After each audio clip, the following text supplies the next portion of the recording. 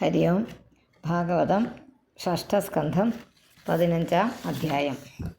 ഓം നമോ ഭഗവതേ വാസുദേവായ. ഷഷ്ഠസ്കന്ധേ 14-ാം അധ്യായം കേട്ടോ. ചതുർദശോധ്യായ. പരീക്ഷിതുവാച രജസ്തമസ്വഭാവസ്യ ബ്രഹ്മൻ വൃത്രസ്യ പാപ്മനഃ നാരായണേ ഭഗവതേ കഥമാസീത് ദൃഢാമതിഃ. ബ്രഹ്മജ്ഞാനിയായ മുനി, ബ്രഹ്മൻ എന്നാണ് വിളിക്കുന്നത് കണ്ടോ. ബ്രഹ്മൻ എന്നൊരു സംബോധന എവിടെയുണ്ട്.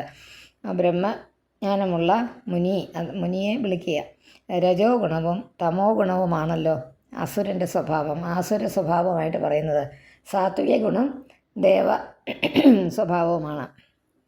അപ്പോൾ പാപിയായിരിക്കാൻ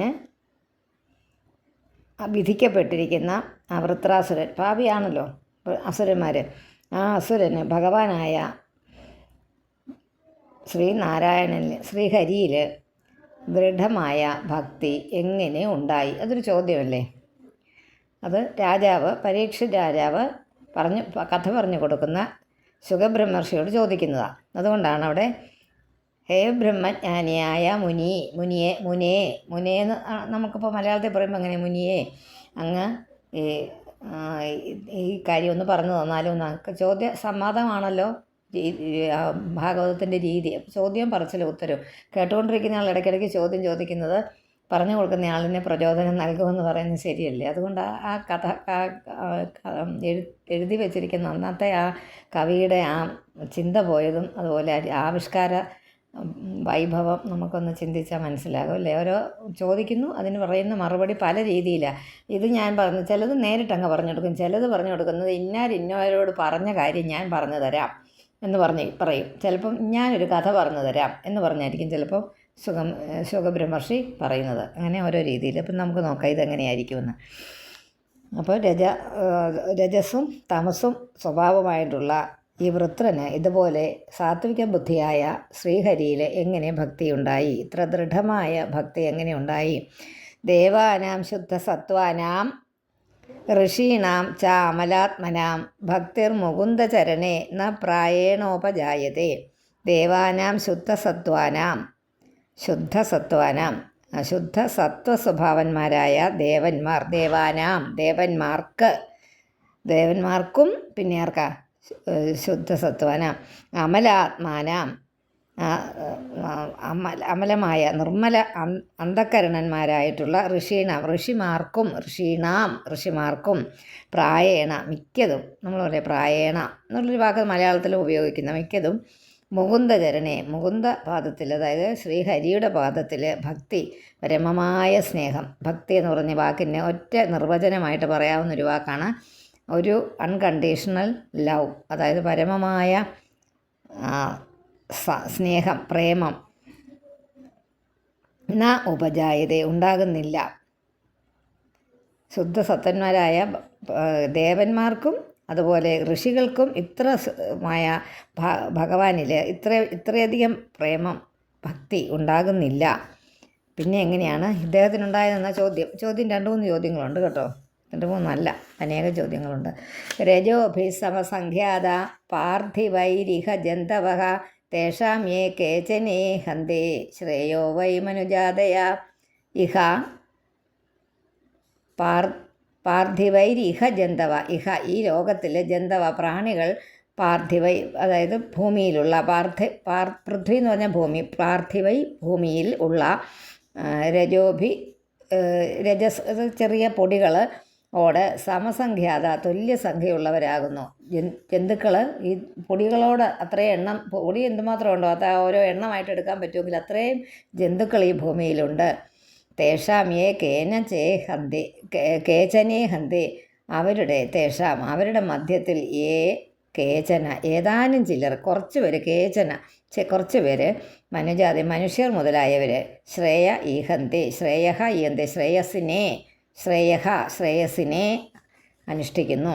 ഈ ലോകത്തിലുള്ള ഒരുപാട് പ്രാണിവർഗങ്ങൾ എണ്ണമില്ലാത്ത പോലെ എന്നുള്ളതിന് ധൂളികൾ പോലെ കണക്കാക്കുവാൻ കഴിയാത്ത വിധത്തിൽ ഒരുപാടുണ്ട്. അവയിൽ വെച്ച് മനുഷ്യൻ മുതലായ ആൾക്കാർ ശ്രേയമാർഗത്തിൽ പ്രവർത്തിക്കുന്നു, അവരെ പ്രവർത്തിക്കുന്നുള്ളൂ. സത്യത്തിൽ ഇന്നാൾ പറഞ്ഞ, ഞാൻ ഒരിക്കൽ പറഞ്ഞിരുന്നു ഇതിനെക്കുറിച്ച് പറഞ്ഞപ്പോൾ, മനുഷ്യന് മാത്രമേ ഭഗവാനെ പ്രാർത്ഥിക്കാൻ, ആരാധിക്കാൻ, ഭഗവാനെ മനസ്സിലാക്കാൻ ശ്രമിക്കാൻ പോലും പറ്റുന്നുള്ളൂ. അതാണ് മനുഷ്യജന്മത്തിൻ്റെ പ്രത്യേകത. അതിന് മുമ്പത്തെ രണ്ടാമത്തേനകത്തൊരു തിരുത്തലല്ല, ഒരു പിരിക്കലുണ്ട്. ദേവാനാം ശുദ്ധ സത്വാനാം എന്നെഴുതുക. പിന്നെ ഋഷീണ എന്നുള്ളത് ഋഷീണാം എന്നാക്കുക. അതേ ഉള്ളൂ. ബാക്കിയൊന്ന് പ്രായേണോപജായത, അത് ഒന്നിച്ച് വായിച്ചാൽ മതി. പ്രായേണ ഉപജായത, ആ പ്രായേണോപജായത എന്ന് വായിച്ചാൽ മതി. നാലാമത്തെ പ്രായോ മുമുക്ഷവസ്തേഷാം കേചനൈവ ദ്വിജോത്തമ മുമുക്ഷൂണാം സഹസ്രേഷു കശ്ചിൻ മുച്ഛേദ സിദ്ധ്യതി. പ്രായോ മുമുക്ഷവസ്തേഷാം, മുമുക്ഷവഃ തേഷാം, ഒന്നിച്ച് വായിച്ചാൽ മതി. തേഷാം കൊണ്ട് നിർത്തുക. കേചനൈവ ദ്വിജോത്തമ മുമുക്ഷൂണാം സഹസ്രേഷു കശ്ചിൻ മുച്ഛേദ സിദ്ധ്യതി. അതിനകത്ത് പിരിക്കാനൊന്നുമില്ല. അല്ലയോ ബ്രാഹ്മണ ശ്രേഷ്ഠ, ശുഗമുനിയെ സംബോധന ചെയ്യുന്നതാണ്. അവരുടെ തേഷാം, അവരുടെ മധ്യത്തിൽ മുമുക്ഷവ, മോക്ഷം ആഗ്രഹിക്കുന്ന, മുമുക്ഷു എന്ന് പറഞ്ഞാൽ മോക്ഷം ഇച്ഛിക്കുന്നവർ, മോക്ഷം ആഗ്രഹിക്കുന്നവരെ പ്രായേണ ഒരു തരത്തിൽ ചിന്തിച്ചാൽ പ്രായേണ നമ്മൾ നേരത്തെ പഠിച്ച മിക്കവരും ഒരുമാതിരിപ്പെട്ടവരൊക്കെ എന്നുള്ള അർത്ഥത്തിലാണ്. പ്രായേണ വളരെയധികം പറയുകയാണെങ്കിൽ എന്നൊക്കെ നമ്മൾ പറയത്തില്ല. പ്രായേണ ഈ അധ്യായം ഇത്തിരി വലുതാണ് കേട്ടോ. പ്രായേണ ഈ അധ്യായം വലുതാണ് പറയുവാണെങ്കിൽ എന്നൊക്കെ നമ്മൾ പറയുന്ന ഒരു യോജിപ്പിക്കാനുള്ളൊരു വാക്കെന്നേ ഉദ്ദേശിച്ചാൽ മതി. പ്രായേണ കേചനേവ, ചിലർക്ക് മാത്രം, മുമുക്ഷൂണാം സഹസ്രേഷു, അനേകായിരം ആ മോക്ഷം ആഗ്രഹിക്കുന്നവരുടെ മധ്യത്തിൽ കശ്ചിത്, ഒരുവൻ മുക്തനാകും, മോക്ഷം കിട്ടും. മുച്ഛേത എന്ന് പറഞ്ഞാൽ മോക്ഷം, മുക്തനാകും. മുക്തി എന്ന് പറഞ്ഞാൽ മോക്ഷം. അപ്പോൾ മുക്തനാകുന്നുള്ളൂ. സിദ്ധ്യതി, തത്വം അറിയും. അതെന്താണ് ഭഗവാന്റെ തത്വമെന്ന് വളരെയധികം പേരുണ്ട് ഇത് ആഗ്രഹിക്കുന്നവർ. പക്ഷേ ചിലർക്ക് അത് ഒത്തുകിട്ടും, പെട്ടെന്ന് മനസ്സിലാക്കാം, മുക്തി ലഭിക്കാം. മുക്താനാം സിദ്ധാനാം നാരായണപരായണ സുദുർലഭ പ്രശാന്താത്മാ കോടിഷു അപി മഹാമുനെ. ആ പ്രപഞ്ചത്തിൽ നിന്ന് മാറ്റി നിൽക്കപ്പെട്ടവരും സിദ്ധികളൊക്കെ ഉള്ളവരും കോടികളിൽ കൂടി പ്രശാന്തമായ മനസ്സോടുകൂടിയ, അന്ധകരണത്തോടുകൂടിയ നാരായണ ഭക്തനാകും, ശ്രീഹരിയുടെ ഭക്തനാകും. അത് വളരെ ദുർലഭം, ഏറ്റവും ദുർലഭമായിരിക്കും. അത് വളരെ കുറച്ച് പേരേ ഉണ്ടാകുകയുള്ളൂ, ദൃഢമായ ഭക്തിയുള്ളവർ. വൃത്രസ്തു, അതിനകത്തൊന്നും തിരുത്താനില്ല കേട്ടോ. വൃത്രസ്തു സ കഥം പാപഹ സർവലോകോപതാപനഃ യുദ്ധം ദൃഢമതി കൃഷ്ണ ആസീത് സംഗ്രാമ ഉൽബണേ. അതിനകത്തും പ്രത്യേകിച്ച് പിരിക്കാനൊന്നുമില്ല. വൃത്രസ്തു സ കഥം പാപഹ സർവലോകോപതാപനഃ യുദ്ധം ദൃഢമതി കൃഷ്ണ ആസീത് സംഗ്രാമ ഉൽബണേ. ഈ വൃത്രാസുരനായാലോ അസുര യോനിയിൽ ജനിച്ചതായതുകൊണ്ട് പാപിയാണെന്ന് സൂചിപ്പിക്കുന്നു. ഈ എല്ലാ ലോകത്തെയും ബുദ്ധിമുട്ടിക്കുക എന്നതാണ് ആ അസുരൻ്റെ സ്വഭാവം. ഈ ലോകം മുഴുവൻ ബുദ്ധിമുട്ടുണ്ടാക്കുക, മനുഷ്യർക്ക് ബുദ്ധിമുട്ടുണ്ടാക്കുക, ആളുകൾക്ക്, ജീവികൾക്ക്, സമസ്ത ജീവജാലങ്ങൾക്കും ബുദ്ധിമുട്ടുണ്ടാക്കുക എന്നാണ് അവൻ്റെ സ്വഭാവം. ഈ അസുരൻ്റെ, ഏതാണേലും അസുരയോനിയിൽ ജനിച്ചവൻ്റെ. അങ്ങനെ ഇരിക്കെ അങ്ങനെയാണല്ലോ അവരുടെ ജന്മം തന്നെ. ഈ ഭയങ്കരമായ യുദ്ധഭൂമിയിൽ ഭഗവാനിൽ, ഹരിയിൽ ഇത്ര ഉറച്ച ഭക്തിയുള്ളവനായതിൻ്റെ കാരണം എന്താകുന്നു? ഒരു കാര്യം തന്നെ പല രീതിയിൽ ചോദിക്കുന്നതേ ഉള്ളൂ. അത്ര ന സംശയോ ഭൂയാൻ ശ്രോതും കൗതൂഹലം പ്രഭോ യ പൗരുഷേണ സമരേ സഹസ്രാക്ഷം നാക്കുക. പിന്നെ മാപെട്ടിയിട്ട് അതോഷയത് എന്ന് അവിടെ ഒന്ന് പിരിച്ചോളുക. സഹസ്രാക്ഷം അതോഷയത്. വൃത്രന് ഭക്തിയുണ്ടായതിൽ ഞങ്ങൾക്ക് ചെറിയ സംശയമുണ്ട്. അതിൻ്റെ കാരണം എന്താണെന്ന്, അതിൻ്റെ കാരണമെന്നറിയണമല്ലോ, കൗതുകവുമുണ്ട്. അതുകൊണ്ട് ആ സംശയം ഒന്ന് തീർത്തു തരാൻ അങ്ങയ്ക്ക്, അതിസമർത്ഥനായ അങ്ങയ്ക്ക് കഴിയും. അത് പറഞ്ഞു തന്ന് ഞങ്ങളെ അനുഗ്രഹിക്കണം. ഈ ഇന്ദ്രഭയം നിമിത്തം ശ്രീകൃഷ്ണനെ ശരണം പ്രാപിച്ചു എന്ന് വിചാരിക്കാനും തരമില്ല. വൃത്രൻ യുദ്ധത്തിൽ സ്വപരാക്രമത്താൽ ഇന്ദ്രനെ സന്തോഷിപ്പിച്ചിരുന്നു. അപ്പോൾ ഇതെങ്ങനെയാണ് സത്യം ഒന്ന് പറഞ്ഞു തന്നാൽ കൊള്ളാമെന്ന് പരീക്ഷിത്ത് രാജാവ് ശ്രീ ശുഗമുനിയോട് ചോദിക്കുന്നതിൽ അവസാന ചോദ്യമാണത്. അത്ര സംശയോ ഭൂയാൻ ശ്രോതും കൗതൂഹലം പ്രഭോ യ കൗതുകം കൊണ്ടാണ് യ പൗരുഷേണ സമരേ സഹസ്രാക്ഷം അതോഷേത്. വളരെ അധികം സംശയം തോന്നുന്നുണ്ട്. അത് കൗതുകം കൊണ്ട് ആണ് ചോദിക്കുന്നത്. ഇത് സമരേ യുദ്ധത്തിൽ ഇന്ദ്രനെ സന്തോഷിപ്പിക്കുകയും ചെയ്തല്ലോ.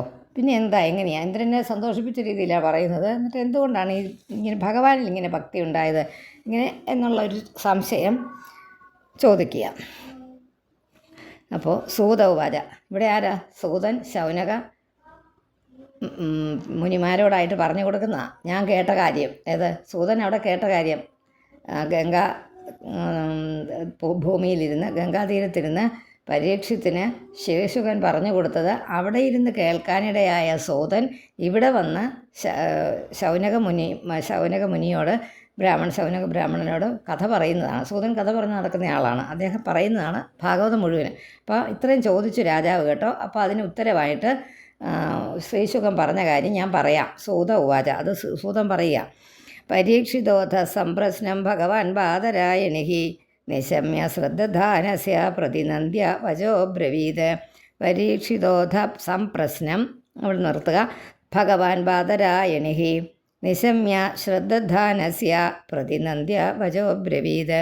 ശ്രദ്ധാനസ്യ വളരെയധികം ശ്രദ്ധിച്ച് കേട്ടുകൊണ്ടിരിക്കുന്ന പരീക്ഷിത്തിൻ്റെ സംപ്രശ്നം സമുചിതമായ ചോദ്യത്തെ പ്രശ്നത്തെ ഭഗവാൻ ബാദരായണി എന്ന് പറഞ്ഞാൽ ബാദരായണൻ്റെ പുത്രൻ ജ്ഞാനിയായ ശ്രീശുകൻ. ബാദരായണി എന്ന് പറഞ്ഞാൽ ശ്രീശുകൻ, വ്യാസൻ്റെ പുത്രൻ. ബാദരായണൻ വ്യാസൻ, ബാദരായണി വ്യാസൻ്റെ പുത്രൻ. ശ്രീശുകൻ നിശമ്യ ഇത് കേട്ടിട്ട് അഭിനന്ദിച്ചു, ചോദ്യത്തെ അഭിനന്ദിച്ചത്.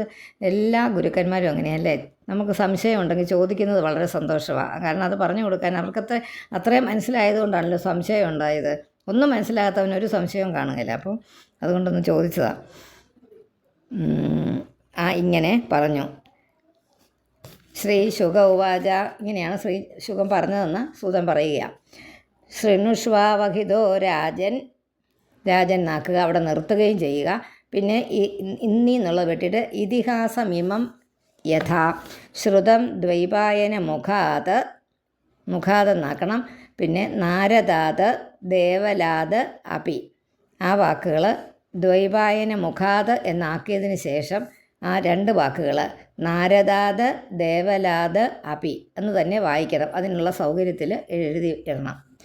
ശൃണുഷ്വാവഹിതോ രാജൻ ഇതിഹാസമിമം യഥാ ശ്രുതം ദ്വൈപായന മുഖാത് നാരദാത് ദേവലാത് അപി. രാജൻ, അല്ലയോ രാജാവേ, മനസ്സിരുത്തിയവനായിട്ട് അവഹിത എന്ന് വെച്ചാൽ വളരെ കൊടുത്തിട്ട് മനസ്സിനെ കേന്ദ്രീകരിച്ചിട്ട് ഈ കഥയെ ഇമം ഇതിഹാസം ഈ കഥയെ ശരിയായിട്ട് കേട്ടാലും ദ്വൈപായന മുഖാത്, അതായത് ദ്വൈപായനൻ വ്യാസൻ, ദ്വീപിൽ ജനിച്ചവൻ, വ്യാസനിൽ നിന്നും നാരദനിൽ നിന്നും ദേവനലിൽ നിന്നും ഞാൻ കേട്ടതാണ്, കേൾക്കപ്പെട്ടതാണ് ഇത്. അതുകൊണ്ട് ആ കാര്യം ഞാൻ പറഞ്ഞുതരാം. മൂന്ന് പേരിൽ നിന്ന് മനസ്സിലാക്കിയത്, ഞാൻ ഒരാളിൽ നിന്നല്ല. ശ്രീ വ്യാസനിൽ നിന്ന്, ശ്രീ നാരദരിൽ നിന്ന്, ദേവലനിൽ നിന്ന് ഇങ്ങനെ കേട്ടതാണ്. ആസീത് രാജ സാർവഭൗമ ശൂരസേനേഷു വൈ നൃപ ചിത്രകേതുരിതിഖ്യാതോ യസ്യാസീത് കാമധുങ്മഹീ. ആസീത് രാജ എന്നാണ്, ആസീത് രാജ എന്ന്. ആസീത് രാജ എന്ന് എന്ന് എഴുതി വെച്ചോ. അവിടെ ദ്രായൊക്കെ വായിച്ച് വിഷമിക്കേണ്ടതില്ല. ആസീത് രാജ എന്ന് പറയുമ്പം പെട്ടെന്ന് നമുക്ക് വായിക്കാൻ പറ്റും. ആസീത് രാജ സാർവഭൗമ ശൂരസേനേഷു വൈ നൃപ ചിത്രകേതുരിതിഖ്യാതോ യസ്യാസീത് കാമധുഗ്മഹി. അല്ലയോ രാജാവേ, സേനകളിലെ ചിത്രകേതുവെന്ന് കീർത്തി കേട്ട ഒരു രാജാവ്, ചക്രവർത്തി, സാർവഭൗമ രാജ. സാർവഭൗമൻ എന്ന് പറഞ്ഞാൽ സാധാരണ രാജാക്കന്മാരല്ല, അതിന് മുകളിൽ സാമന്തന്മാരൊക്കെ വേറെ ഒരുപാട് ഉള്ള രാജാവ്, ചക്രവർത്തി. അപ്പോൾ ഒരുപാട് രാജാക്കന്മാർ അദ്ദേഹത്തിൻ്റെ കീഴിലുണ്ട്. അതാ ചക്രവർത്തിയായ രാജാവ്. ആ ചക്രവർത്തി ആസിതുണ്ടായിരുന്നു. പണ്ട് ഇങ്ങനെ കഥ പറയുക. ചിത്രകേതു എന്നു പേരുള്ള കീർത്തി കേട്ട ഒരു രാജാവ് ഉണ്ടായിരുന്നു. യസ്യ യാതൊരുവൻ്റെ ഭൂമി ആസീത് കാമധേനുവായിരുന്നു. അല്ലേ, ഈ ശൂരസേന രാജ്യങ്ങളിൽ ചിത്രകേതുവെന്ന പ്രസിദ്ധനായിട്ടൊരു ചക്രവർത്തി ഉണ്ടായിരുന്നു. അദ്ദേഹത്തിൻ്റെ ഭൂമി ആഗ്രഹിച്ചത് എല്ലാം തന്നെ നൽകുന്ന കാമധേനുവിന് തുല്യമായിരുന്നു. അത്ര നല്ല ഭംഗിയായിട്ട് നടത്തുന്ന ഒരു ചിത്രകേതു എന്ന് പറഞ്ഞ രാജാവ് നല്ല ഭംഗിയായിട്ട് രാജ്യം ഭരിച്ചുകൊണ്ടിരുന്ന ഒരു രാജാവായിരുന്നു. തസ്യ സഹസ്രാണി ദശാഭവൻ സാന്താ അനികശ്ചാപി നൃപോ ന ലേഭേ താസു സന്തതിം. അദ്ദേഹത്തിന് വളരെ സഹസ്ര ഭാര്യമാർ, രാജാവിന് കോടി ഭാര്യമാരുണ്ടെന്ന് വെച്ചാൽ ഒരുപാട് ഭാര്യമാരുണ്ടായിരുന്നു. അവരിൽ ആരിലും ഒരു പുത്രൻ ഉണ്ടായില്ല. ആ ഭവൻ ഭാര്യമാരുണ്ട്, ആ ഭവൻ ഉണ്ടായിരുന്നു. നൃപ ആ രാജാവ് സാന്താനിക സന്താനോത്പാദന സമർത്ഥമായിരുന്നു. താസു അവരിൽ സന്തതി പക്ഷേ സന്തതികളൊന്നും ഉണ്ടായില്ല. സാധാരണ കഥ തന്നെ കേട്ടോ, എല്ലായിടത്തും അത് പറയാറുണ്ട്. കുഞ്ഞുങ്ങളില്ലായിരുന്നു. ആ രാജാവിന് പല ഭാര്യമാരുണ്ടായിരുന്നെങ്കിലും സന്താനോത്പാദനത്തിന് പ്രശ്നങ്ങളൊന്നും അദ്ദേഹത്തിന് ഉണ്ടായിരുന്നില്ല. അങ്ങനത്തെ കുഴപ്പങ്ങളൊന്നും ഉണ്ടായിരുന്നില്ല. എങ്കിലും ഒരു വൈദ്യന്മാരും ഒരു പ്രശ്നവും പറഞ്ഞിട്ടില്ല. പക്ഷേ പുത്രനെ കിട്ടിയില്ല. രൂപ ഔദാര്യ വയോജന്മ വിദ്യ ഐശ്വര്യ ശ്രീയാദിഭിഹി, ഇവിടെയൊക്കെ കോമ ഇടേണ്ടടുത്തിട്ട് വേണം ഞാൻ ഒന്ന് നിർത്തിയിടത്തൊക്കെ. രൂപ ഔദാര്യ വയോജന്മ വിദ്യ ഐശ്വര്യ ശ്രീയാദിഭിഹി സമ്പന്നസ്യ ഗുണൈ സർവൈ കഴിഞ്ഞ് 2 കുത്തിടുക. പിന്നെ ഇശ്ചി വെട്ടിയിട്ട് ചിന്ത വന്ധ്യാപതേരഭൂത് രൂപ ഔദാര്യ വയോജന്മ, അവിടെ വലിയ നിർത്ത് 8 അക്ഷരം. വിദ്യ ഐശ്വര്യ ചെറിയ ശ്രീയാദിഭിഹി സമ്പന്നസ്യ ഗുണൈ സർവൈഹി, അവിടെ വലിയ നിർത്ത് 8 അക്ഷരം. പിന്നെ ചിന്താ വിന്ധ്യാപതേർ അഭൂത്, സൗന്ദര്യം ഔദാര്യം യൗവനം കുലമഹിമ ഇതെല്ലാം ഉണ്ടായിട്ട് വിദ്യാഭ്യാസം ഐശ്വര്യം സകല ഗുണങ്ങളും തിരഞ്ഞിരിക്കുന്നതായ ആ രാജാവിനെ വന്ധ്യാപതി എന്ന് വിളിക്കുകയുണ്ടായി. വന്ധ്യാപതിക്ക് വളരെ വിഷമമുണ്ടായി. വന്ധ്യയായ യുവതികളുടെ ഭർത്താവല്ലോ ഞാൻ, അതുകൊണ്ട് എനിക്ക് മക്കളില്ല, അതുകൊണ്ടെല്ലാം അങ്ങനെയാണ് അന്നത്തെ ആ രീതിയാണേ. വേറെ ഒന്നും ചോദ്യമില്ല കഥയിൽ, ഇത് കേട്ടോണ്ടിരുന്നോളുക. നസ്യ സമ്പദ സർവ മഹിഷ്യോ വാമലോചനാഹ സാർവഭൗമസ്യ ഭോശ്ചേയം അഭവൻ പ്രീതിഹേതവഃ. നസ്യ സമ്പദ സർവ മഹിഷ്യോ വാമലോചനാഹ സാർവഭൗമസ്യ ഭോശ്ചേയം ഭൂ ച ഇയം ആണത്. ഭൂശ്ച ഇയം, ഭൂഹു ച ഇയം, അതൊന്നും നിങ്ങളൊന്നും ചെയ്യേണ്ട. ഭൂശ്ചേയം അഭവൻ, അവിടെ ഭൂശ്ചേയം എന്നാക്കുക. എന്നിട്ട് അഭവൻ പ്രീതിഹേതവഃ, ചക്രവർത്തിയായ അദ്ദേഹത്തിന് സുന്ദരികളായ ഭാര്യമാരും ചക്രവർത്തി സ്ഥാനവും ഈ ഭൂമിയും ഒന്നും എന്തായില്ല, ഒട്ടും സന്തോഷകരമായില്ല. തസ്യൈകദാതോ ഭവനം തസ്യൈകദാതു ഭവനം അങ്കിര ഭഗവാൻ ഋഷി, അവിടെ ഭവനം നാക്കിയിട്ട് വെട്ടിയിട്ട് അങ്കിര ഭഗവാൻ ഋഷി ലോകാൻ അനുചരൻ നേതാൻ, പിന്നെ വെട്ടിയിട്ട് ഉപാഗച്ഛത് യദൃച്ഛയാ. തസ്യൈകദാതു ഭവനം അങ്കിര ഭഗവാൻ ഋഷി ലോകാൻ അനുചരൻ നേതാൻ ഉപാഗച്ഛത് യദൃച്ഛയാം. അങ്ങനെ ഒരു ദിവസം, ഏകദാത്ത് ഒരു ദിവസം, ഭഗവാൻ ജ്ഞാനാദി ഗുണസമ്പന്നനായ അങ്കിര മഹർഷി, അങ്കിരസ് എന്ന മഹർഷി ഏതാൻ ഈ ലോകങ്ങളിലൊക്കെ സഞ്ചരിക്കുന്നവനായിട്ട് യാദൃച്ഛികമായിട്ട് യദൃച്ഛയാ പ്രത്യേകിച്ച് കാരണമൊന്നും കൂടാതെ ആ ഭവനം, ആ ഗൃഹത്തെ, ആ രാജാവിൻ്റെ കൊട്ടാരത്തെ ഉപാഗച്ഛത് പ്രാപിച്ചു, അവിടെ എത്തിച്ചേർന്നു. തം പൂജയിത്വാ വിധിവത് പ്രത്യുത്ഥാനാർഹണാദിഭിः കൃതാതിഥ്യമുപാസീദത് സുഖാസീനം സമാഹിതഃ. തം പൂജയിത്വാ വിധിവത് പ്രത്യുത്ഥാനാർഹണാദിഭിः കൃതാതിഥ്യമുപാസീദത് സുഖാസീനം സമാഹിതഃ. പ്രത്യുത്ഥാനാർഹണാദിഭിः, അങ്ങനെ അദ്ദേഹത്തെ കണ്ടപ്പോൾ തന്നെ എഴുന്നേറ്റ് ആദരപൂർവം ആ മഹർഷിയെ വിധിപ്രകാരം പൂജിച്ച് ആതിഥ്യം ഒക്കെ സ്വീകരിച്ച് മുനി സുഖമായിരിക്കുന്ന മുനിയെ സമീപിച്ചിട്ട് ചോദിച്ചു എന്നുള്ള പറയാൻ വരുന്നത്. അത് വേറെ ഒന്നുമില്ല. മഹർഷി അതൊന്നും തിരുത്താൻ നമ്മൾ തിരുത്തിയാണ് പോകുന്നത്. മഹർഷിസ്തം ഉപാസീനം അവിടെ നിർത്തുക. പ്രശ്രയാവനതം ക്ഷിതൗ പ്രതിപൂജ്യ മഹാരാജ സമാഭാഷ്യേതമബ്രവീത്. അല്ല മഹാരാജാവേ, അല്ലയോ പരീക്ഷത്തെ, വിനയപൂർവം ഭൂമിയിൽ വീണ് നമസ്കരിച്ചു ഋഷിയെ. മഹർഷിസ്തം ഉപാസീനം പ്രശ്രയാവനതം ക്ഷിതൗ എന്ന് പറഞ്ഞാൽ ഭൂമിയിൽ വീണ് നമസ്കരിച്ച് സമീപത്തിരിക്കുന്ന ചക്രവർത്തിയെ പ്രതിബോധിച്ച് സംബോധന ചെയ്തിട്ട് മഹർഷി ഇപ്രകാരം പറഞ്ഞു. ഇനി മഹർഷി പറയുന്ന അങ്കിരാവാച, അദ്ദേഹത്തിന് സമീപത്തിൽ നിന്ന് ഇരുന്നല്ലോ, എന്നിട്ട് അപ്പം ഇങ്ങനെയൊക്കെ ചെയ്തിട്ട്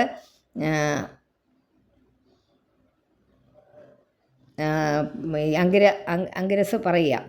അഭിതേനാമയം സ്വസ്തി പ്രകൃതീനാം തഥാത്മനഃ യഥാ പ്രകൃതിഭിർഗുപ്തഃ പുമാൻ രാജാഭി സപ്തഭിഃ. ഇത് പ്രത്യേകിച്ച് പിരിക്കാനൊന്നുമില്ല. അഭിതേനാമയം സ്വസ്തി ഇവിടെ നിർത്തണം. പ്രകൃതീനാം തഥാത്മനഃ യഥാ പ്രകൃതിഭിർഗുപ്തഃ പുമാൻ രാജാഭി സപ്തഭിഃ. തേ ആത്മന, അങ്ങയുടെ ശരീരത്തിനും പ്രകൃതികൾക്കും സൗഖ്യമല്ലേ, സ്വസ്തിയല്ലേ, മംഗളമല്ലേ, എല്ലാവരും എല്ലാം രക്ഷിക്കപ്പെടുന്നു. സപ്തഭി പ്രകൃതി, 7 പ്രകൃതികളാൽ രക്ഷിക്കപ്പെടുന്നു. പെടുന്ന മനുഷ്യനായ വീരപുരുഷനായ ജീവാത്മാവിനെ പോലെയാകുന്നു രാജാവും. ഇന്ന് രാജാവിനെ ഒന്ന് കീർത്തിച്ച് പറയുക. അത് രാജാവിനെ കീർത്തിക്കുക എന്നുള്ളതൊരു നിയമമായിരുന്നു എന്നൊക്കെ. കാരണം എല്ലാവരെയും സംരക്ഷിക്കുന്നത്, ഈ മുനിമാരെയും സാധാരണ പ്രജകളെയും എല്ലാവരെയും രക്ഷിച്ചു വരുന്നത് ആ രാജ്യത്തെ രാജാവാണ്. അതുകൊണ്ട് അങ്ങനെ ചെയ്തത്. അങ്കിരസ് അങ്ങനെ പൂജിച്ച് പറഞ്ഞത്, അഭിനന്ദിച്ച് പറഞ്ഞത്. അങ്ങനെ ആത്മാനം പ്രകൃതിഷ്വത്ഥ നിധായ ശ്രേയ ആപ്നുയാത് രാജ്ഞാ തഥാ പ്രകൃതയോ നരദേവാഹിതാധയ. അവിടെ ഒന്ന് തിരുത്താൻ ഒന്നുമില്ല. ആത്മാനം പ്രകൃതിഷു അദ്ധ നിധായ ശ്രേയ ആപ്നുയാത് രാജ്ഞാ തഥാ പ്രകൃതയോ ദേവാഹിതാധയ.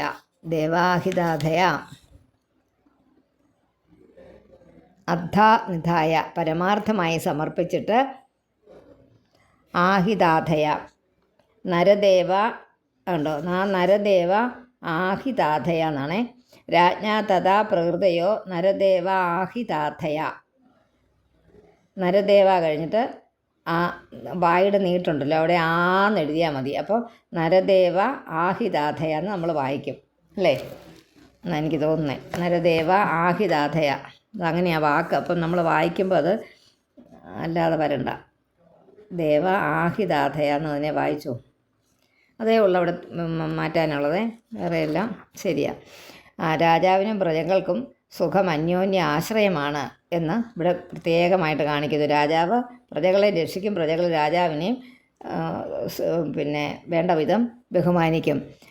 രാജ്യാംഗങ്ങളായ മന്ത്രി മുതലായവർ രാജാവ് ആത്മാവിനെ പരമാർത്ഥമായിട്ട് അർപ്പിച്ചിട്ട് രാജ്യക്ഷേമം ആകുന്ന ശ്രേയസ്സിനെ പ്രാപിക്കണ മന്ത്രിമാരൊക്കെ പ്രജകളും തങ്ങളുടെ ധനാദികളായ സർവ്വ സുഖസാധനങ്ങളും രാജാവിന് അർപ്പിച്ചിട്ട്, എന്ന് വെച്ചാൽ മുഴുവൻ കൊണ്ട് കൊടുത്തെന്നല്ല, ആ രാജാവിന് വേണ്ടിയിട്ട് എന്നുള്ള രീതിയിൽ കൈകാര്യം ചെയ്യുക. എന്നിട്ട് പുരുഷാർത്ഥ രൂപമായ ശ്രേയസ്സിനെ പ്രാപിക്കണം. അതൊരോരോ അങ്ങോട്ടും ഇങ്ങോട്ടുമുള്ള ഒരു ധാരണയാണ് രാജാവും പ്രജകളും തമ്മിൽ. രാജാവിനും പ്രജകൾക്കും ക്ഷേമം ഉണ്ടാകണമെങ്കിൽ അന്യോന്യം വിശ്വാസമുണ്ടായിരിക്കണമെന്ന് സ്വാരം. മനസ്സിലായല്ലോ സകലതും. നമ്മുടെ ഭരണവും നമ്മളിപ്പോൾ നമ്മുടെ ലോകത്തിൽ ഇപ്പോൾ നടന്നുകൊണ്ടിരിക്കുന്ന എല്ലാ രാജ്യങ്ങളിലെയും ഭരണവും ഭാരതീയ സംസ്കാരത്തിലുണ്ടായിരുന്ന ഭരണവും എങ്ങനെയായിരുന്നുവെന്ന്, അത് എപ്പോൾ വ്യതിചലിക്കപ്പെട്ടോ, അതാ രാമരാജ്യം നമ്മൾ പറയുന്നത്, രാമരാജ്യം അങ്ങനെയായിരുന്നു ശ്രീരാമൻ ഭരിച്ചിരുന്നത്. പ്രജകളും രാജാവുമായിട്ടൊരു ധാരണയുണ്ടായിരുന്നു. അതുകൊണ്ടാണ് സീതാദേവിയെ ഉപേക്ഷിക്കേണ്ടിയൊക്കെ വന്നത്. ഇപ്പോഴും ത്രേതായുഗത്തിലുണ്ടായ ശ്രീരാമ ചരിതത്തിനകത്ത് ഇപ്പോഴും ശ്രീരാമൻ മുൾമുനയിൽ നിർത്തുന്നതാണ് സീതാ പരിത്യാഗം ഇപ്പോഴും. പക്ഷേ അത് രാജാവും പ്രജകളും തമ്മിലുള്ളൊരു ധാരണ, അത് ശരിയായിരിക്കണം, അതിനുവേണ്ടി മാത്രമാണ് അത് അദ്ദേഹം ചെയ്തത്. അപ്പോൾ രാജാവിൻ്റെ അങ്ങനെയുള്ള ശ്രീരാമചന്ദ്രൻ ഭരിച്ചിരുന്ന രാജ്യത്തിലാണ് ഇപ്പോൾ നടക്കുന്ന അക്രമങ്ങൾ. നമ്മൾ ഓർത്ത് നോക്കിക്കേ. പല കാലഘട്ടം കഴിഞ്ഞപ്പോൾ ഉണ്ടായി വന്ന മാറ്റങ്ങൾ നമ്മൾ ഈ സമയത്തായിപ്പോയല്ലോ എന്നുള്ള ദുഃഖം, കലിയുഗത്തിൽ ജനിക്കേണ്ടി വന്നല്ലോ എന്നുള്ള ദുഃഖം. അഭിധാര പ്രജാമാത്യ ഭൃത്യ ശ്രേണ്യോധ മന്ത്രിണ പൗരാ ജാനപദ ഭൂപ ആത്മജാ വശവർത്തിന. അഭിധാര പ്രജ അമാത്യ. അമാത്യ എന്ന് പറഞ്ഞാൽ ഭൃത്യന്മാർ, ദാസന്മാർ. അമാത്യന്മാരെന്ന് പറഞ്ഞാൽ മന്ത്രിമാരെന്നൊക്കെയുണ്ട്. ഭൃത്യന്മാർ. ധാര ഭാര്യ. ശ്രേണ്യോധ മന്ത്രിണ. ശ്രേണ്യ കച്ചവടക്കാർ. മന്ത്രിണ എന്ന് പറഞ്ഞാൽ മന്ത്രിയുടെ അല്ല, ആലോചനയെ സഹായിക്കുന്നവർ, അതിൻ്റെ കൂട്ടത്തിൽ കൂടുന്നവർ. പൗരന്മാർ. ജാനപദ ദേശവാസികൾ. ഭൂപ സാമന്ത ചെറിയ രാജാക്കന്മാർ. ആത്മജ പുത്രന്മാർ. വശവർത്തിന് സ്വാധീനത്തിൽ ഇരിക്കുന്നില്ലയോ? ഇങ്ങനെയൊന്നും അല്ലേ എന്നാണ് ചോദിക്കുന്നത്. എന്താ കാര്യം? എന്തെല്ലാം സുഖമല്ലേ? നമ്മളൊരു കുശല പ്രശ്നം നടത്തുന്ന പോലെ അങ്കിരസ് ഒന്ന് ചോദിച്ച ആണ് പിന്നെ ഈ ചിത്രകേതു എന്ന് പറഞ്ഞ രാജാവിനോട്. യസ്യ ആത്മാനു വശശ്ചേത് സ്യാത്. അവിടം വരെ വായിക്കുന്നത് 8ാമത്തേത്. യസ്യ ആത്മാനു വശശ്ചേത് സ്യാത്. എന്നിട്ട് അവിടുന്ന് സർവേ തദ് വശഗാ ഇമേ. സർവേ തദ് വശഗാ ഇമേ ലോകാസപാല യച്ഛന്തി സർവേ ബലിം അതന്ത്രിതാഹ. എല്ലാം തിരുത്താനുള്ളത് തിരുത്തി. അങ്ങയുടെ മനസ്സ് അങ്ങയ്ക്ക് അധീനമായി തന്നെ ഇരിക്കുന്നില്ലേ? ഈ അങ്കിരസിന് കുറേശ്ശെ മനസ്സിലായി ഇദ്ദേഹത്തെ കണ്ടപ്പോൾ തന്നെ. ജ്ഞാനിയല്ലേ അദ്ദേഹം, സർവജ്ഞാനിയാണ് അദ്ദേഹം. അതുകൊണ്ടെന്നാലും ചോദ്യങ്ങൾ ചോദിച്ചു. നല്ല മനസ്സൊക്കെ മനസ്സ് തൻ്റെ അധീനത്തിലല്ലേ ഇരിക്കുന്നത്. മനസ്സ് അവന് സ്വാധീനമായിരിക്കുന്നുവോ? ഭാര്യാപുത്രാദികളെയും അവരുടെ അധീനനായിരിക്കും. തൻ്റെ മനസ്സ് തന്നിൽ അധീനമാണെങ്കിൽ തൻ്റെ ഭാര്യയും പുത്രന്മാരും ഒക്കെ തനിക്ക് അധീനമായിരിക്കും. അതുപോലെ തന്നെ സകല ലോകങ്ങളും അവനെ പൂജിക്കാനായിട്ട് ജാഗരൂകരായിരിക്കും. അപ്പോൾ രാജാവിനെ ഒന്ന് പൊക്കിയൊക്കെ പറയുക. ആത്മനാ പ്രീയതേ നാത്മാ പരതസ്വത ഏവ വാ ലക്ഷയേ ലബ്ധകാമം ത്വാം ചിന്തയാ ശബളം മുഖം. ആത്മനാ പ്രീയതേ നാത്മാ അവിടം വരെ. പരതസ്വത ഏവ വാ ലക്ഷയേ ലബ്ധമാ കാമം ത്വാം. ഇവിടം വരെ. ചിന്തയാ ശബളം മുഖം. അങ്ങ് സ്വയം സന്തുഷ്ടനായിരിക്കുന്നില്ലയോ? അന്യനിൽ നിന്നോ തന്നിൽ നിന്ന് തന്നെയോ ആഗ്രഹിച്ചിരിക്കുന്നത് ഏതോ ഒരു കാര്യം സാധിക്കാത്തതുപോലെ തോന്നുന്നുണ്ടല്ലോ. തന്നിൽ നിന്ന് കിട്ടേണ്ടതാണെങ്കിലും വേറൊരാളിൽ നിന്ന് കിട്ടേണ്ടതാണെങ്കിലും അതൊന്നും ലഭിക്കാത്തവനായിട്ട് എന്തോ പ്രതീക്ഷിച്ച് എന്ന് നമുക്ക് വേണേൽ പറയാം അല്ലേ? ആ വാക്ക് പ്രതീക്ഷിച്ചിരിക്കുന്ന എന്തോ തന്നിൽ നിന്നോ മറ്റുള്ളവരിൽ നിന്നോ പ്രതീക്ഷിച്ചിരിക്കുന്ന ഒരു ആലോചനാഭാവം അങ്ങയുടെ മുഖത്തുണ്ടല്ലോ. മുഖം വിചാരത്തിൽ മുങ്ങിയതായിട്ടാണല്ലോ. എനിക്ക് മുഖം ഇങ്ങനെ എന്തോ കാര്യത്തിൽ ചിന്തിച്ചു കൊണ്ടിരിക്കുന്നതായിട്ടാണല്ലോ തോന്നുന്നത്. ഏവം വികൽപ്പിതോ രാജൻ വിദുഷാ മുനിനാപി സഹ പ്രശ്രയാവനതോഭ്യാഹ പ്രജാകാമസ്തോ മുനിം. ഏവം വികൽപ്പിതോ രാജൻ നിർത്തുക. വിദുഷാ മുനിനാപി സഹ പ്രശ്രയാവനതോഭ്യാഹ. അവിടം വരെ. പ്രജാകാമസ്തോ മുനിം. അല്ലയോ രാജാവേ, എല്ലാം അറിഞ്ഞിരിക്കുന്നു ആണ് ഞാനെങ്കിലും രാജമുഖത്തിൽ നിന്ന് അതിനെ ഞാൻ കേൾപ്പാൻ ആഗ്രഹിക്കുന്നു. അതുകൊണ്ട് സംശയരൂപേണ ചോദിച്ചപ്പോൾ പുത്രന് വേണ്ടി പുത്രനെ വേണ്ടി കാത്തിരിക്കുന്നതായ രാജാവ് വളരെ വിനയപൂർവ്വം നമസ്കരിച്ചിട്ട് മുനിയോട് ഇപ്രകാരം പറഞ്ഞു. എങ്ങനെയാ? ചിത്രകേതുരുവാച ഭഗവൻ കിം ന വിദിതം തപോജ്ഞാന സമാധിഭിഃ യോഗിനാം ധ്വസ്ത പാപാനാം.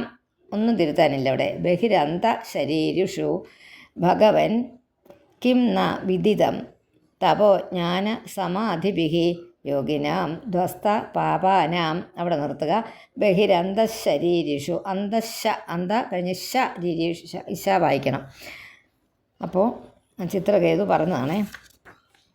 അല്ലയോ ഭഗവാനെ, തപസ്, ആത്മജ്ഞാനം ഇതെല്ലാം ഉണ്ടായിട്ട് ഇവയാൽ അന്ധകരണത്തിലെ മാലിന്യമെല്ലാം നശിച്ചിരിക്കുന്ന അങ്ങയെപ്പോലെ ഉള്ള യോഗിമാർക്ക്, അതായത് അങ്കിരസിനെ പോലെയുള്ള യോഗികൾക്ക് ഈ സാധാരണ ജനങ്ങളുടെ ഉള്ളിലും പുറത്തുമുള്ള എല്ലാ സംഗതികളും അറിയപ്പെടാത്തതല്ലല്ലോ. എന്തൊന്നും നിങ്ങൾക്ക് അറിയപ്പെടാത്തതല്ലല്ലോ. അപ്പോൾ അറിയാം അല്ലേ?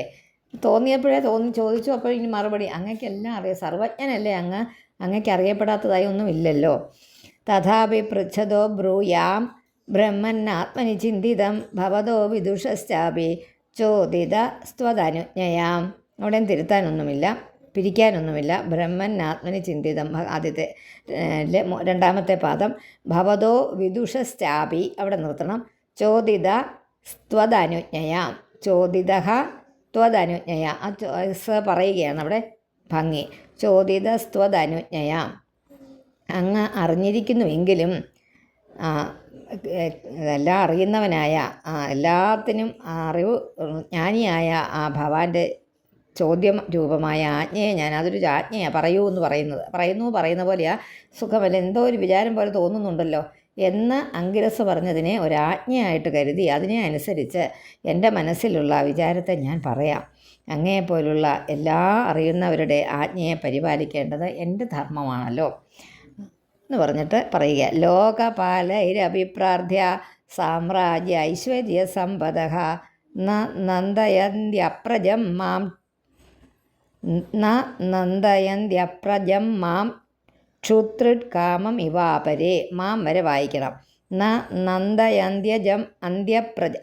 നന്ദയന്ത്യപ്രജം മാം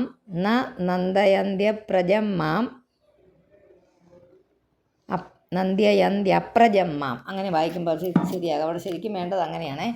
അപ്പോൾ അത് ആ വരുവാണെങ്കിൽ അവിടെ എനിക്ക് തോന്നുന്നു എന്തോ ഒന്ന് കുറവ് പോലെ നമുക്ക് തോന്നും അല്ലേ.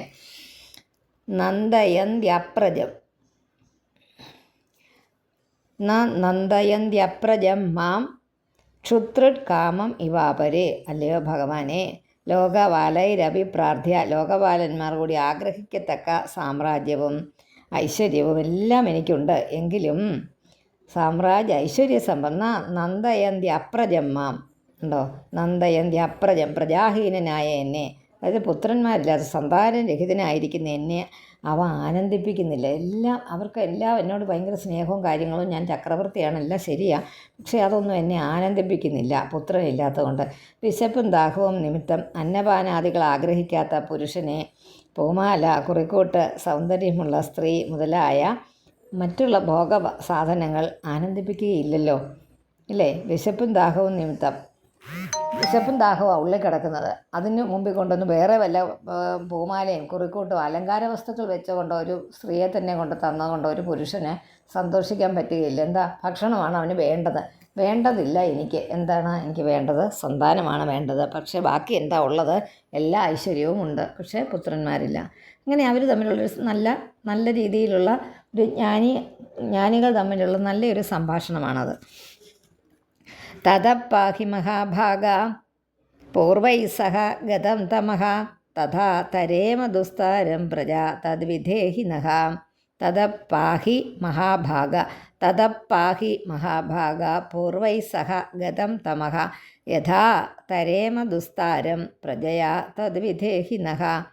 അല്ലയോ മഹാഭാഗ എന്ന് വെച്ചാൽ പൂജ്യനായവനെ, പൂജിക്കപ്പെടേണ്ടവനായവനെ, പൂർവൈ സഹ പൂർവന്മാരോടുകൂടി തമഗതം നരകത്തെ പ്രാപിച്ചിരിക്കുന്ന എന്നെ, എന്നുവെച്ചാൽ പുത്രന്മാരില്ലെങ്കിൽ നരകത്തിൽ പോകുമെന്നല്ലേ.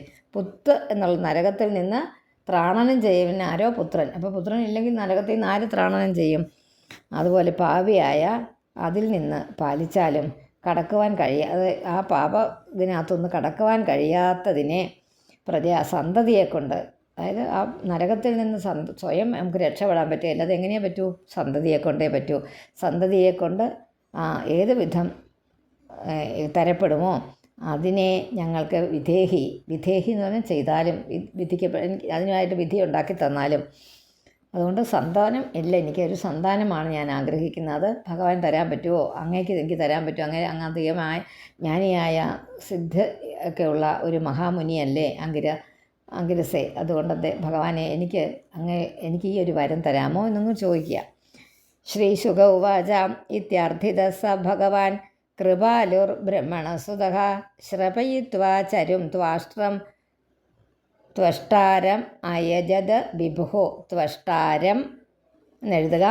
പിന്നെ അയജത്, ത്വഷ്ടാരം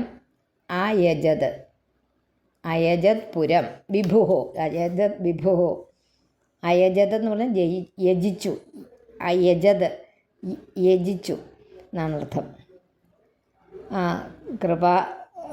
ദയാലുവായവനും ജ്ഞാനാദി ഗുണ കൊണ്ട് പരിപൂർണനായവനും ബ്രഹ്മാവിൻ്റെ പുത്രനുമായ അംഗിരസ് ഋഷിയോട് രാജാവ് ഇങ്ങനെ പ്രാർത്ഥിച്ചപ്പോൾ ത്വഷ്ടാവിനെ ആരാധിക്കാൻ ഉപകരിക്കുന്ന പുരോടാശത്തെ തയ്യാറാക്കിയിട്ട് യജിച്ചു.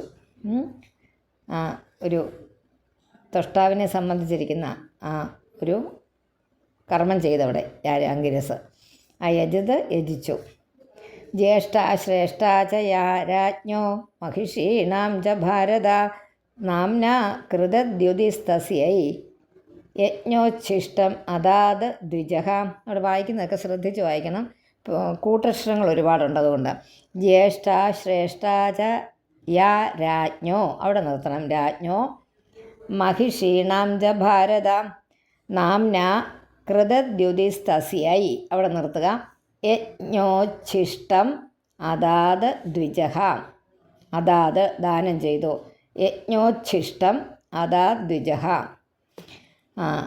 രാജാവേ, അല്ലയോ രാജാവേ, രാജാവിൻ്റെ ഭാര്യമാരിൽ വെച്ച് ആദ്യം വിവാഹം ചെയ്ത അതിനാൽ മറ്റു ഭാര്യമാരുടെ ജ്യേഷ്ഠത്തെയും അതുപോലെ ഗുണവിശേഷങ്ങളാൽ ശ്രേഷ്ഠയുമായിരിക്കുന്ന കൃതദ്യുതി എന്നാണ് കണ്ടത്. അതുകൊണ്ട് കൃതദ്യുതി സ്തസ്യൈ, കൃതദ്യുതി എന്നു പേരായ രാജ്ഞിക്ക് ബ്രാഹ്മണൻ യജ്ഞോച്ഛിഷ്ടം, യജ്ഞത്തിൻ്റെ ഉച്ഛിഷ്ടം നൽകി. അതായത് പായസം കൊണ്ടുവരുന്ന കാര്യമൊക്കെ പറയില്ലേ, അതുപോലെ ഒരു യജ്ഞോച്ഛിഷ്ടം നൽകി. ആർക്ക്? കൃതദ്യുതിക്ക്.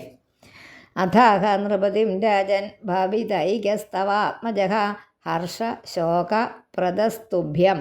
അവിടം വരെ വായിക്കുക. പിന്നെ മിതി എന്നുള്ളത് വെട്ടിയിട്ട് ഇതി നാക്കുക. ഇതി ബ്രഹ്മസുതോ യയോ. പിന്നെ അനന്തരം അഥാഹ അനന്തരം ഹേ രാജൻ, അംഗിരസൻ പറയുക, രാജൻ അങ്ങയ്ക്ക് സന്തോഷത്തെയും സന്താപത്തെയും നൽകുന്ന ഒരു പുത്രൻ ജനിക്കും. എങ്ങനെയുണ്ട്? പുത്രൻ സങ്കടപ്പെട്ട രാജാവിനോട് പുത്രനെ കൊടുത്തു. കൃതദ്യുതി എന്നുള്ള ഭാര്യയ്ക്ക് യജ്ഞോച്ഛിഷ്ടവും കൊടുത്തു. എന്നിട്ട് അംഗിരസ രാജൻ പറയുക, അല്ല രാജാവെ, അങ്ങയ്ക്ക് സന്തോഷത്തെയും സന്താപത്തെയും നൽകുന്ന ഒരു പുത്രൻ ജനിക്കും. പ്രത്യേകത വല്ലതും ഉണ്ടോ അതിന്?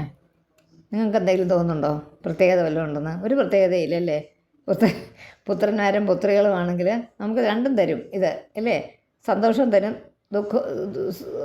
ദുഃഖവും തരും അല്ലേ, സന്തോഷവും സന്താപവും തരും. പുത്രന്മാരോ പുത്രികളോ ആരായാലും ദുഃഖം തരുന്ന അവരായിട്ട് തരുന്നതായിരിക്കും, നമ്മളായിട്ട് ഉണ്ടാക്കുന്നത്. നമ്മുടെ ദുഃഖം നമ്മൾ തന്നെ ഉണ്ടാക്കുന്നതാണ്, സുഖം നമ്മൾ തന്നെ ഉണ്ടാക്കുന്നതാണ്. അവർക്കൊരു നല്ല കാര്യമോ നല്ലൊരു വിജയമോ നല്ലൊരു നേട്ടമോ ഉണ്ടാകുമ്പോൾ നമ്മൾ സന്തോഷിക്കും ഇല്ലേ, സന്തോഷിക്കും. നമ്മളെന്തിനാണ് ദുഃഖിക്കുന്നത്? അവർ വല്ലതും ചെയ്തുകൊണ്ടല്ലേ. ഞാൻ അങ്ങനെയൊന്നും പറയുന്നില്ല, കാരണം അങ്ങനെയല്ലാത്തവർ ഒരുപാട് പേരുണ്ട്. നല്ല രീതിയിൽ അമ്മ അച്ഛനെ നോക്കുകയും ബാക്കി കാര്യങ്ങളൊക്കെ ചെയ്യും. പക്ഷേ അവർക്ക് നമുക്ക് ദുഃഖം ഉണ്ടാക്കാൻ പറ്റും ഇതൊന്നും ചെയ്തില്ലെങ്കിലും. എന്താ, അവർക്കൊരു പനി വന്നാൽ മതി, ഒന്നും വേണ്ട, ഒരു പല്ലുവേദന വന്നാൽ മതി, തീർന്നു നമ്മുടെ എല്ലാ സന്തോഷവും. മക്കളെ കൊണ്ടുള്ള ദുഃഖം അതാകട്ടോ, അല്ലാതെ ഈ മക്കളെ വന്ന് ഉപദ്രവിക്കുന്ന കാര്യം അങ്ങനെയൊന്നും ഓർക്കരുത്. അതൊരു വഴി വേറെയുണ്ട്, അതൊക്കെ 100-1 or 2 ഒക്കെ ഉള്ളൂ. അല്ലാതെയൊക്കെ ഉള്ള സാധാരണ കുട്ടികളൊന്നും അങ്ങനെയൊന്നും ആകണമെന്നൊന്നുമില്ല. പക്ഷേ അവർ നമുക്ക് ദുഃഖം തരും. എന്താ ദുഃഖം തരുന്നത്? അവരായിട്ട് നമുക്ക് ഉണ്ടാക്കി തരുന്ന ദുഃഖമല്ല, അവർക്ക് വന്നാൽ നമുക്ക് ദുഃഖമാകും. അത് നമ്മളുണ്ടാക്കുന്നതല്ലേ. നമുക്ക് ദുഃഖം ഉണ്ടായില്ലെങ്കിൽ അത് ഭഗവാൻ നോക്കിക്കോളുന്ന ഉറച്ച വിശ്വാസം ഉണ്ടെങ്കിൽ ദുഃഖിക്കേണ്ട. ഒരു വേവലാതി എന്നാലും ഉണ്ടാകില്ലേ. അത് അമ്മമാരുടെ മനസ്സങ്ങനെയാണ്. അതാണ് പറയുന്നത്. അച്ഛന്മാർ ഇച്ചിരിയും കൂടെ ബോൾഡായിരിക്കും. അവർക്കൊരു ആത്മവിശ്വാസമുണ്ട്. ഇത് കുറയും, അല്ലെങ്കിൽ ഇത് മാറും, അല്ലെങ്കിൽ ഇങ്ങനെ എന്തെങ്കിലും ഒരു ആപത്ത് വന്നാൽ അതിൽ നിന്ന് രക്ഷപ്പെടും. അങ്ങനെയൊക്കെ ഉള്ളൊരു ഇത് നമുക്ക് പക്ഷേ അങ്ങനെയല്ല. നമ്മൾ വേണ്ടാത്തതേ ചിന്തിക്കൂ, അങ്ങേയറ്റത്തെ ചിന്തിക്കും. ഏറ്റവും മോശമായ ഒരു അവസ്ഥ അതിനെക്കുറിച്ച് ഉണ്ടാകുന്നതിനെക്കുറിച്ച് ചിന്തിക്കും. അപ്പോൾ നമുക്ക് ആകെ വേവലാതിയാകും. അങ്ങനെ വേണ്ട, ഇനി തൊട്ട് അങ്ങനെ ചിന്തിച്ച് നോക്കും. ഭഗവാനുണ്ട്. അങ്ങനെ ചെയ്യുമോ? ഇല്ല, നമുക്കങ്ങനെ വരത്തില്ല എന്നങ്ങ് ഉറച്ച് വിശ്വസിക്കുക. പിന്നെ ബാക്കിയുള്ളതൊക്കെ ഭഗവാന്റെ കയ്യിലാണ്. അതുതന്നെ നമ്മൾ ഭഗവാനോട് പറഞ്ഞോളുക. ഇതൊക്കെ ഭഗവാന്റെ ഉത്തരവാദിത്തമാണ്. സ്നേഹമുള്ള ഭഗവാനോട് കേട്ടോ. നമ്മൾ സ്നേഹിക്കുന്ന ഭഗവാനായിരിക്കണം, പ്രാർത്ഥിക്കുന്ന ഭഗവാനായിരിക്കരുത്. സ്നേഹിക്കുന്ന ഭഗവാനോട് പറയാം, അങ്ങാണ് എനിക്ക് എല്ലാം അങ്ങ് മാത്രമേ ഉള്ളൂ എനിക്ക്.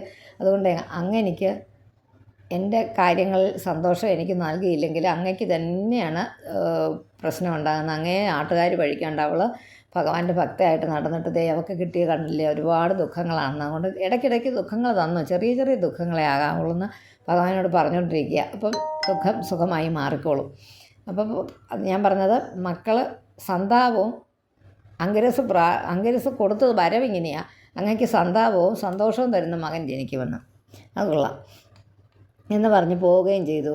ആ ജനനത്താൽ സന്തോഷവും ആ മരണത്താൽ സന്താപവും ഉണ്ടാകുമെന്നൊന്ന് സൂചിപ്പിച്ചു. അന്ന് സൂചിപ്പിച്ചിട്ടാണ് പോയത്. അപ്പോൾ ഒന്ന് മനസ്സിലൊന്ന് ഇരുന്നെങ്കിൽ ഈ ചിത്രകേതുവിന് ഇത്രയും അധികം ദുഃഖം ഉണ്ടാവില്ലായിരുന്നു.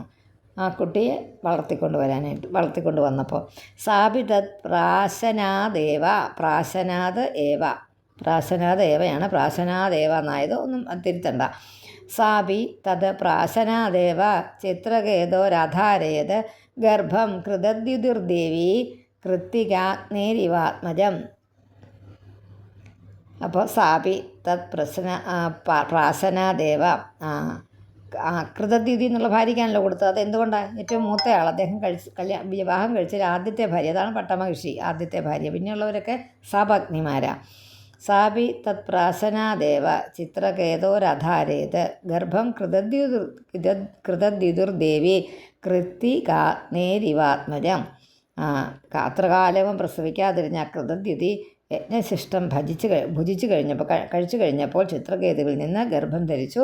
കൃത്തികാദേവി അഗ്നി ഭഗവാനിൽ നിന്ന് പുത്രനെ പ്രാപിച്ചതുപോലെ ജനിക്കുന്ന പുത്രൻ സ്കന്ദ സദൃശ്യനായിരുന്നുവെന്ന് സൂചിപ്പിക്കുന്നു. വളരെ സുന്ദരനായിരുന്നു. അഗ്നിയിൽ നിന്നെന്ന പോലെ ഗർഭം ധരിച്ചു. ആ കുട്ടി നല്ല സുന്ദരനായൊരു കുട്ടിയായിരുന്നു. തസ്യ അനുദിനം ഗർഭഃ ശുക്ലപക്ഷൈവോടുപഃ വവൃധേ ശൂരസേനേശ. ഇവിടെ നിർത്തണമേ. എന്നിട്ട് തേജസാ ശനകൈർനൃപാം. അല്ലയോ രാജൻ, ശൂരസേന രാജാവിൻ്റെ തേജസ്സിൽ നിന്നുണ്ടായ തസ്യാഗർഭ, ചിത്രകേതു എന്ന് പറയുന്ന ശൂരസേന രാജാവായ ചിത്രകേതു. ശൂരസേന വർഗത്തിൽ ഇതിൽ വന്നതാണ്, പരമ്പരയിൽ വന്നതാണ് ചിത്രകേതു. ആ ചിത്രകേതുവിൻ്റെ വീര്യത്തിൽ നിന്നുണ്ടായ അവളുടെ ഗർഭം വെളുത്ത പക്ഷത്തിൽ ചന്ദ്രൻ എന്ന പോലെ മെല്ലെ മെല്ലെ ദിവസം തോറും വർദ്ധിച്ചു വന്നു. വെളുത്ത പക്ഷത്തിലോട്ട് പോകുമ്പോൾ കുറേശ്ശെ വർദ്ധിച്ചു വന്ന പൂർണ്ണചന്ദ്രനാകും. അതുപോലെ വന്നു. അധകാല ഉപാവൃത്തെ കുമാര സമജായത ജനയൻ ശൂരസേനാനാം ശൃണ്വതാം പരമാം മുദം. അങ്ങനെ അതിനകത്ത് തിരുത്താനൊന്നുമില്ല. പ്രസവകാലം സമീപിച്ചപ്പോൾ ഒരു പുത്രൻ ജനിച്ചു. ഈ വർത്തമാനം കേട്ടതിനാൽ ശൂരസേനൻ്റെ പരമ്പരയിൽപ്പെട്ട ചിത്രകേതു എന്ന രാജാവ് ഭയങ്കരമായിട്ട് രാജവാസികളും അത്യന്തം സന്തോഷിച്ചു. ഹരി ഓം.